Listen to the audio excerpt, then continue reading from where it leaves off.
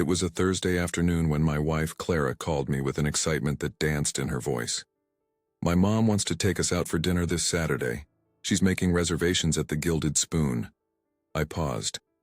That place was the kind of restaurant you only saw in magazines, where people ordered dishes you couldn't pronounce and wore watches more expensive than cars. I was surprised that Mrs. Davis had included me, considering how she always treated me as if I didn't belong in her circle. To be honest, my relationship with my mother-in-law had always been tense. From day one, she made her disapproval clear. I wasn't born with a silver spoon in my mouth. I worked hard. I built my small tech company from the ground up, and while we weren't millionaires, we lived comfortably in our condo in Chelsea. But for her, if you didn't inherit your wealth or attend an Ivy League school, you were inferior. Still, for Clara's sake, I agreed to go. She's doing this to celebrate Helena's promotion, Clara explained, referring to her older sister, who had just become the general counsel of an investment bank. Everyone will be there. Great, replied, trying to sound enthusiastic. Clara knew how uncomfortable these family gatherings made me. Mrs. Davis never missed an opportunity to emphasize how I was different from the rest of the family. Born in a working-class neighborhood, educated in public schools, with parents who worked their whole lives to provide me with an education. None of this was a source of shame for me, quite the opposite. But for her, it was as if I carried an indelible stain. It'll be different this time, Clara promised. You'll see. In the days that followed, I caught myself rehearsing conversations in my head. Maybe I could mention the new contract we'd just landed with a multinational corporation? Or would it be better to avoid talking about work? Mrs. Davis always rolled her eyes when I mentioned my little company, as she called it, diminishing, something I had built with so much effort. On Saturday, I put on my best suit. A navy blue suit, polished shoes, and a spritz of the cologne Clara had given me for my birthday. Clara had gone over earlier to help her mom with a few things, so we arranged to meet at the restaurant. As I drove my Ford Explorer down Park Avenue, feeling the pulse of one of the busiest cities in the world, I mentally went over polite phrases and cordial smiles. The GPS told me to turn onto a tree-lined street where the famous Gilded Spoon was tucked away, one of the most exclusive restaurants in New York. The valet opened the door, greeted me with a smile, and I handed him the keys, adjusting my tie as I walked to the entrance. The restaurant was stunning, with its stone facade and large ornate wooden doors. A small vertical garden adorned one of the exterior walls, and the discreet golden sign indicated that this was not a place for just anyone. I took a deep breath, smelling the fresh herbs and freshly baked bread that escaped through the doors every time someone entered or left. I was ready to face whatever Mrs. Davis had planned for the evening. Deep down, I just wanted Clara to feel proud, not to have to choose between her husband and her mother. It's all right, I murmured to myself, squaring my shoulders. It's just dinner. But as I walked through the doors of the Gilded Spoon, something told me that this night would be different. Mrs. Davis's invitation, so sudden and seemingly inclusive, smelled like trouble. She never did anything without a purpose, without a meticulously orchestrated plan. And knowing her as I did, I doubted her intentions were genuine. Even so, I put on my best smile and walked in, ready to face whatever came my way. For Clara, I would face hell, and in a way, dinners with Mrs. Davis had always been a little taste of purgatory. When I entered the Gilded Spoon, the maitre d' greeted me with a discreet smile. Good evening, sir. Name on the reservation? I smiled and gave Mrs. Davis's name. He scanned the list, paused, and tilted his head politely. Yes, a table for 6. But I'm afraid you're not on the list.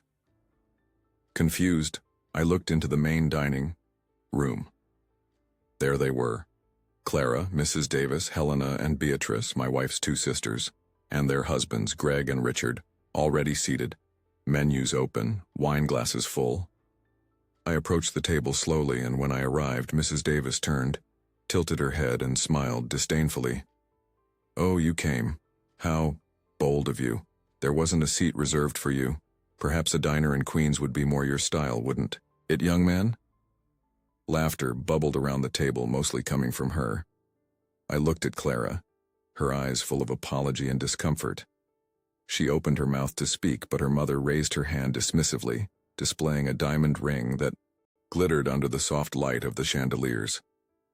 I felt the heat of shame rise up my neck, but instead of arguing, I smiled calmly. That smile seemed to unsettle her for a second. "No problem," I said, turning to the waiter. "Could you tell Julian I'm here? Just say it's Ted Martin." The silence that followed was deafening. Helena and Beatrice exchanged confused glances. Greg, always the diplomat, cleared his throat uncomfortably, while Richard, who never liked me much, smirked.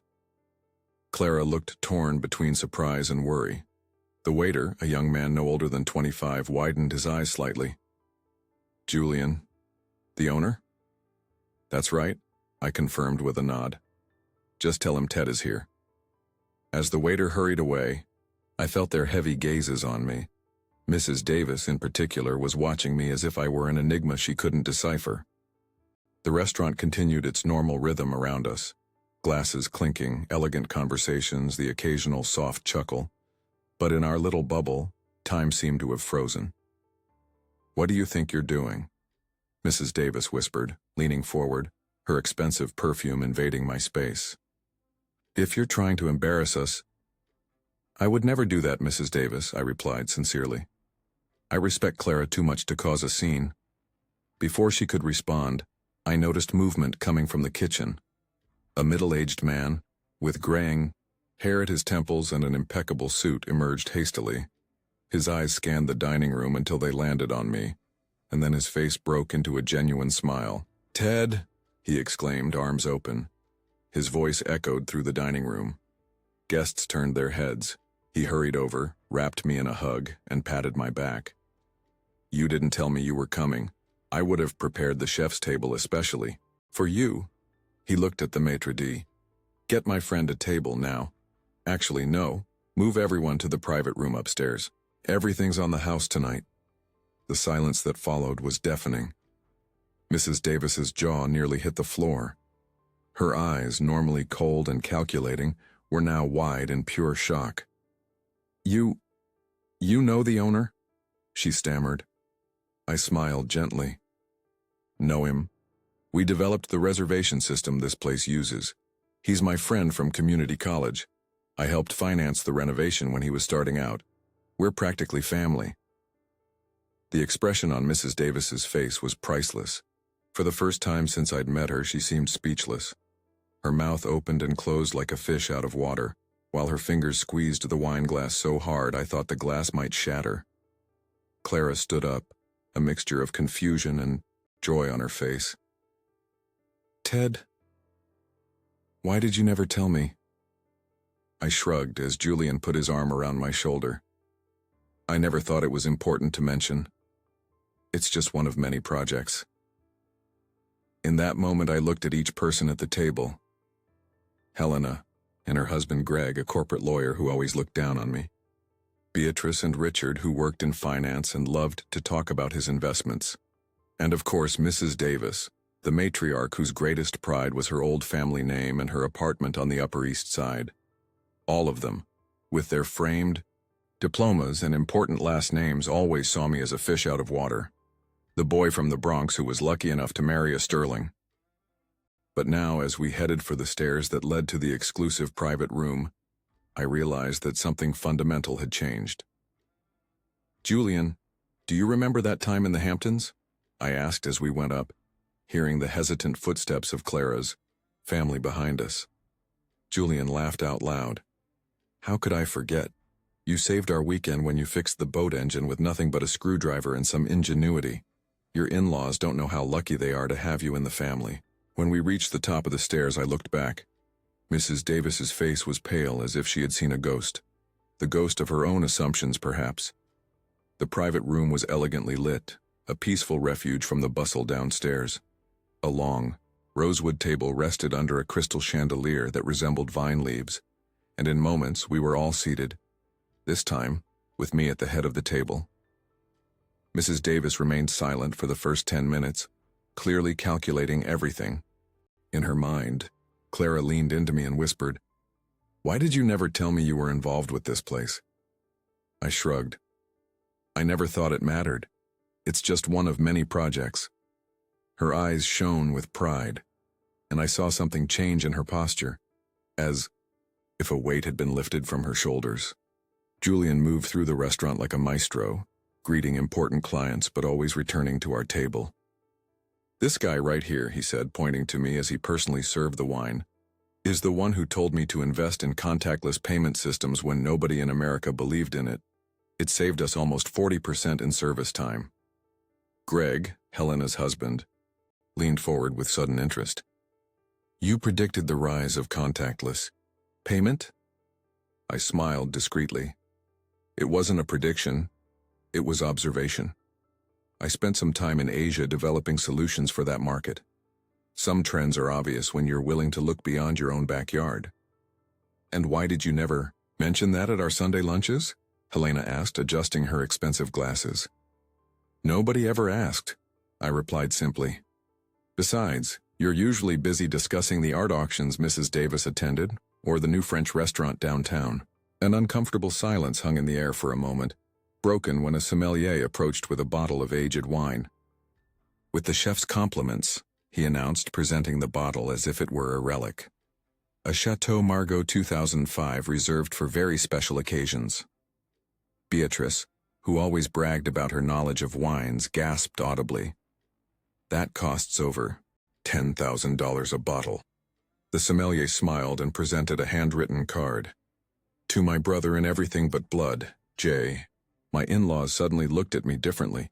Even my sisters-in-law started asking me questions about my work. But Mrs. Davis remained stiff, her fork barely lifting from the plate. "Ted," called Richard, who until then had rarely spoken to me at family gatherings. "Julian mentioned you guys developed the reservation system.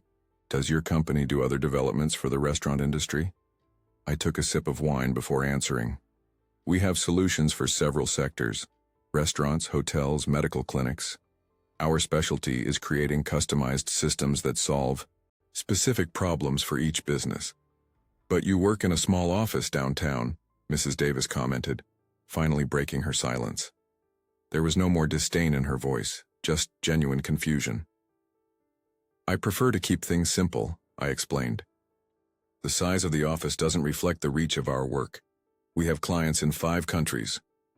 Julian returned to the table at that moment, bringing a dish that wasn't on the menu himself. "Lamb with cranberry and pomegranate reduction, a fusion Ted suggested to me years ago when we were planning the menu. Everyone said I was crazy for mixing American flavors with classic French dishes. Today, it's our signature." The meal continued like this, with Julian appearing regularly, sharing old stories, sending special dishes. The looks from Clara's family alternated between me and Julian, as if they were watching a particularly intriguing tennis match. Between the main course and dessert, I went to the restroom.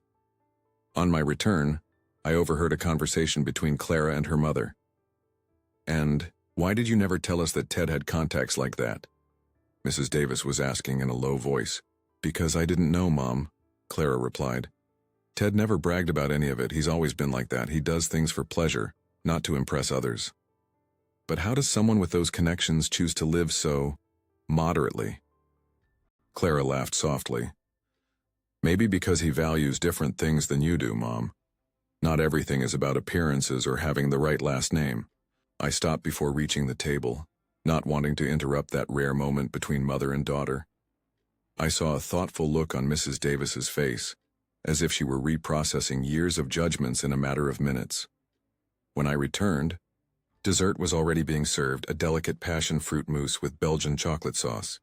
Julian joined us for coffee, telling stories of our youth, of how we met at community college where we were studying computer science, me working at night to pay tuition, him sharing the little he had with me when my money ran out before the end of the month.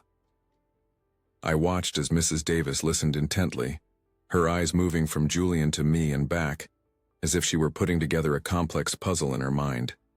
The restaurant she had specifically chosen to exclude me from had become the stage for my acceptance. The irony did not escape me, nor her, apparently. Something had changed that night. It wasn't just the reluctant respect in Mrs. Davis's eyes, or the new interest from my in-laws. It was as if Clara also saw me in a new light, not because I knew important people or had helped create an exclusive place, but because she finally understood that I never needed to prove my worth to anyone. When the desserts were served, the atmosphere in the private room had completely changed. The air of superiority that had previously hung over Clara's family was replaced by genuine curiosity. Even Richard, always so formal and distant, was now leaning toward me, asking about investments in technology startups. "You must have a good nose for promising businesses," he commented, swirling his wine glass. "What's your secret?" I smiled, thinking how to answer. "It's no secret.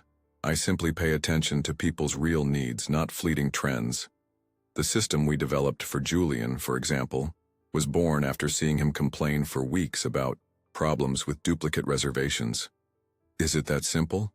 Helena asked, who had always treated me with a cold politeness until then. "Solve a concrete problem?"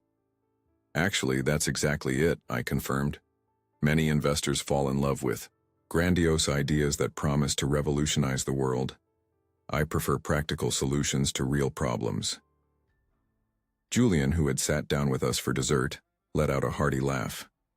"And that's exactly why I agreed to let this guy from the Bronx mess with my restaurant system, when all the expensive consultants were telling me to hire an international company." I noticed that Mrs. Davis shifted uncomfortably in her chair upon hearing the mention of the Bronx. For years, my origin in a working-class neighborhood had been the subject of veiled comments and poorly disguised jokes. At the time, I didn't even have a proper office, I continued, looking directly at Mrs. Davis. "I worked from my small apartment in Astoria before we could buy the one in Chelsea." One of the waitresses approached with a tray of digestive liqueurs. "The chef's special recommendation to end the night," she said, distributing small glasses with an amber liquid. "It's artisanal persimmon liqueur," Julian explained, "made by a family cooperative in the countryside of California. Ted discovered it when he went to implement a system for a chain of inns on the West Coast." Beatrice, always the quieter of the sisters, finally spoke. "Do you travel a lot for work, Ted?" "Less now, more in the beginning," I replied. "When we were expanding, I would go to the locations myself to understand the specific needs of each client." "And the West Coast? What was it like working there?"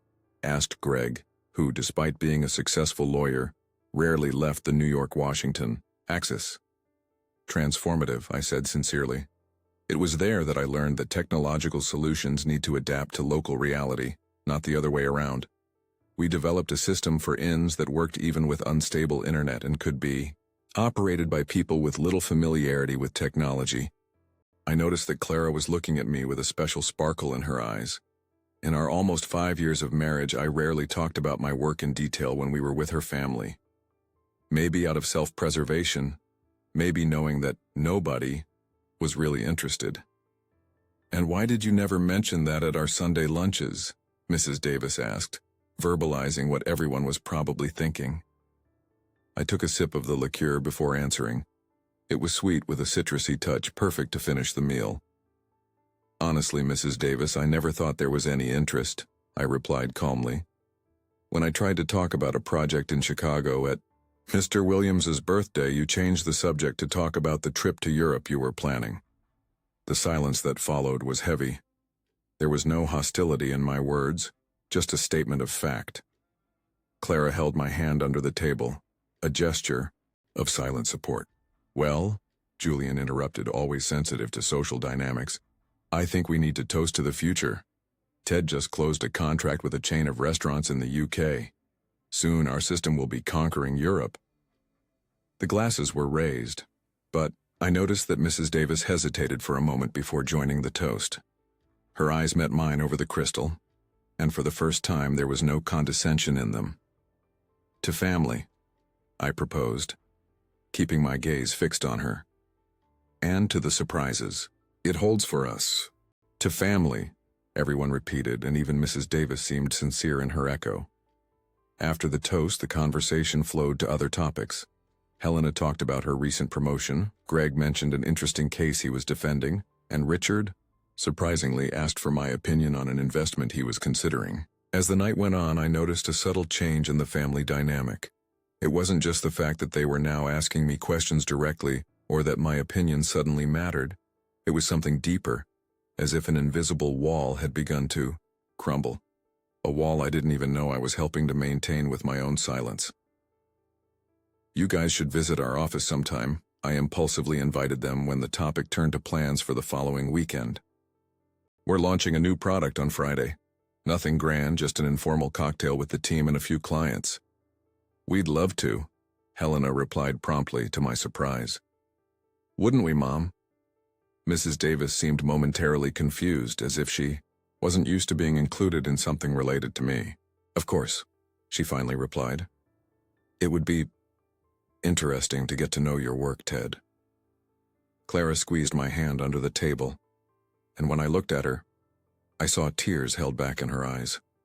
For years, she had been the lonely bridge between my world and her family's. Now perhaps other bridges were being built. After dessert, while everyone was chatting, Mrs. Davis finally spoke, directly to me.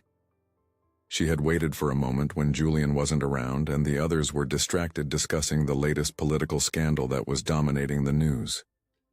"Ted," she said, her voice softer than usual, with something that sounded almost like humility. "I didn't know you were so involved with this place, or that you had done so much." I looked at her and gave a small nod. "You never asked.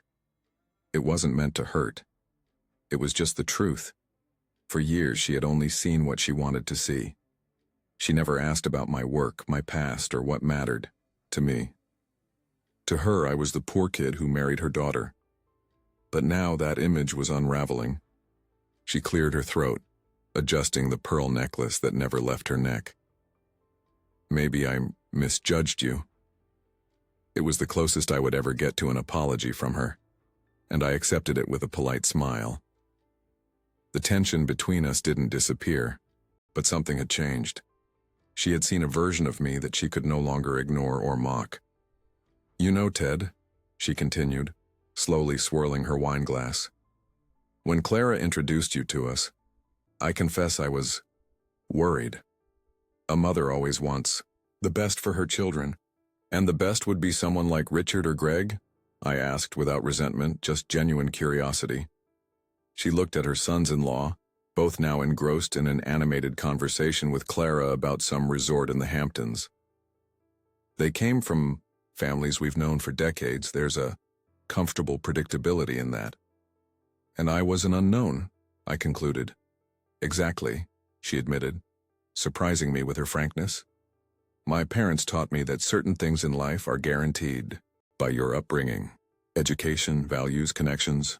I respect that, Mrs. Davis, but don't you think those values can be earned and not just inherited?" She paused, considering my words. For the first time, she seemed to be really listening to me, not just waiting for her turn to speak or counter. "This evening is making me question a lot of certainties," she confessed, lowering her voice even further. "James always said I was too stubborn to admit when I was wrong.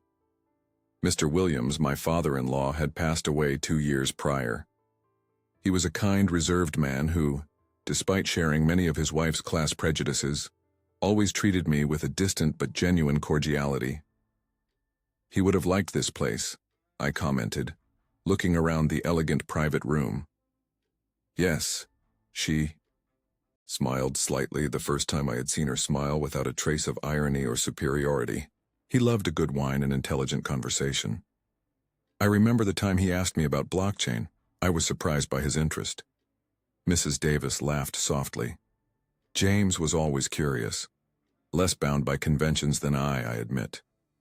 A waiter approached discreetly, offering more coffee. As he served us, I noticed how Mrs. Davis watched the movement of the restaurant, the other clients, the way the staff interacted with me. It was as if she were reevaluating not just me, but the entire social scenario she had so carefully built over the years. "You have a lot of pull here," she commented when the waiter had moved away. It wasn't a question, but there was a new note of respect in her voice. It's not about pull, Mrs. Davis. It's about genuine relationships. Julian and I helped each other when we needed it most. That creates a bond that goes beyond superficial social connections. She took a sip of coffee, thoughtful. You know, Ted, Clara always stood up for you. Even when I wasn't the most receptive. I know, that's why I love her so much. She has her father's discernment, Mrs. Davis said, and there was a warmth in her voice that she rarely showed. She always saw beyond appearances. At that moment, Julian returned to the table, bringing with him an elderly man dressed in a chef's apron. Ted, look who insisted on meeting you personally. This is Chef Charles, our pastry chef. He was fascinated with that idea of yours for the temperature control system for desserts. The man with white hair and skin marked by time smiled broadly. The system you designed revolutionized our kitchen, young man. The textures are perfect now. We never have problems with the caramel point anymore. I was genuinely surprised. Wow, I didn't know you had implemented that idea. It was just a sketch I scribbled on a napkin after a few beers. Everyone laughed, and I noticed that Mrs. Davis was watching me with a different look. It was as if she were seeing not just the man who married her daughter, but someone with his own worth, independent of family connections. When Chef Charles retired, I promised to visit the kitchen next time. The conversation returned to its normal flow, but something fundamental had changed. Later, as Julian was showing us a rare bottle in his private office at the back of the restaurant, I caught a fragment of a conversation between Clara and her mother. I always knew he was special, Mom, my wife was saying. I just wanted you to see it too. Maybe I was too busy looking at what he wasn't to see what he is, Mrs. Davis replied with a surprising honesty. Your father would have liked him very much. I quietly moved away, not wanting to interrupt that precious moment between mother and daughter. Some realizations need to happen naturally, without interference. And that night, Mrs. Davis seemed to finally understand that real value doesn't come from last names or addresses, but from a person's character and actions. The tension that existed between us didn't completely disappear. Years of prejudice don't dissolve in a single night. But I saw something change in her eyes when we said goodbye. A small, almost imperceptible nod that said, maybe I was wrong about you. And for me, that was enough for now. When we left the restaurant, the valet brought our car. Julian was by my side, thanking us again for visiting. Clara slipped her hand into mine, radiant. That was incredible, she whispered. I've never seen my mom speechless. I looked at the restaurant one last time, not out of pride, but out of peace. For years, I had tolerated the silent barbs, the disdainful looks, the social exclusion. I never felt the need to prove my worth, until now. But I hadn't done it with arrogance or revenge. I had done it with dignity. Are you sure you don't want to ride? I asked the others as the valet held the door of my Explorer open. Don't worry, Ted, Helena replied. Our driver is on his way. I noticed how her tone had changed. It was no longer that cold formality, but something more genuine. Even Richard, who rarely spoke to me, made a point of shaking my hand firmly. We need to talk about that idea of yours for investing in fintechs, he said. Can I call you Monday? Of course, I replied, exchanging numbers with him. I looked at Mrs. Davis, who was strangely quiet. It was a special night, Mrs. Davis. Thank you for the invitation. She nodded, a small smile on her lips. It wasn't her usual controlled social smile, but something more genuine, if still hesitant. We should do this more often. As we drove down the street, now lit only by the city lights, Clara rested her head on my shoulder. The silence between us was comfortable, full of unsaid but understood thoughts. Why did you never tell me about Julian and the restaurant? She finally asked, her voice soft in the darkness of the car. I thought for a moment. Maybe because I never wanted our relationship to be about connections or status. I wanted it to be just about us. She kissed my shoulder. You know what impressed me most today? It wasn't the restaurant or the expensive wine. or the way Julian treated you. What was it then? It was how you stayed exactly the same, without arrogance, without wanting to rub anything in anyone's face, even when you had the perfect opportunity to get back at them for all the little humiliations. I smiled in the dark. Revenge was never my style. That's why I love you, she said simply. As I drove through the streets of New York, I reflected on how our reality is often shaped by the perceptions of others. For years I had been the boy from the Bronx in the eyes of Clara's family. My professional success, my work ethic, or my character didn't matter. What mattered was where I came from, not where I was going. But now something had changed. It wasn't just the new respect in Mrs. Davis's eyes, or the sudden interest from my in-laws. It was as if a more authentic version of myself had been revealed tonight, not just to them, but to Clara too. You know, I began, as we stopped at a red light on Park Avenue, I think I made a mistake all these years. What mistake? She asked, adjusting herself to look at me. I let their silence become mine. I never talked about my work, my achievements, my struggles. Maybe out of bruised pride, maybe out of not wanting to impose myself where I didn't feel welcome. I should have pushed more, she said with a sigh. I should have made them get to know you for real. I shook my head. No, my love. It wasn't your responsibility. Some things need to happen naturally. Like today. The light turned green, and we continued on our way. The city lights reflected on the windshield like terrestrial stars. New York, always alive, even at 11 on a Saturday night. What do you think will happen now? Clara asked after a while. With my mom, I mean. Honestly, I don't know. People like Mrs. Davis don't change overnight. But I think we planted a seed. Maybe she'll start questioning some of her certainties. Okay, she's never going to admit she was wrong, Clara said with a small laugh. She doesn't have to. Sometimes, silent acknowledgement is worth more than 1,000 apologies. When we arrived at our condo in Chelsea, the doorman Jose greeted us with his usual warm smile. Good evening, Mr. Martin, Mrs. Martin. Good party? The best, Jose, I replied sincerely. We went up in the elevator, hand in hand, a comfortable silence between us. As we entered our home, Clara went to the bedroom to take off the heels that had been bothering her for hours. I stayed in the living room for a moment, looking out the window at the city that never sleeps. My phone vibrated. A message from Julian. My friend, your mother-in-law just made a reservation for her birthday. Next month. She specifically requested the private room. And she mentioned that you'll be there. I think you conquered impossible territory. I smiled to myself. It wasn't about conquering or winning. It was about being recognized for who I am, not for what I'm not. It was about breaking down invisible barriers that existed only in people's minds. Clara came back into the living room, now barefoot with her hair down. A toast? She suggested, heading to the small bar in the corner of the room. What would we toast to? I asked, following her.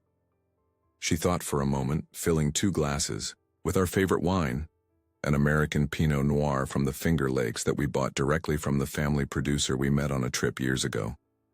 To authenticity, she finally said, raising her glass. And to never letting the judgments of others define who we are. I clinked my glass against hers, the soft tinkle of the crystal echoing in our quiet apartment. To authenticity, I repeated. I realized something important then. Respect is not demanded. It is earned. But sometimes people need to be reminded of who you are, not with words but with quiet confidence. And tonight I had done exactly that.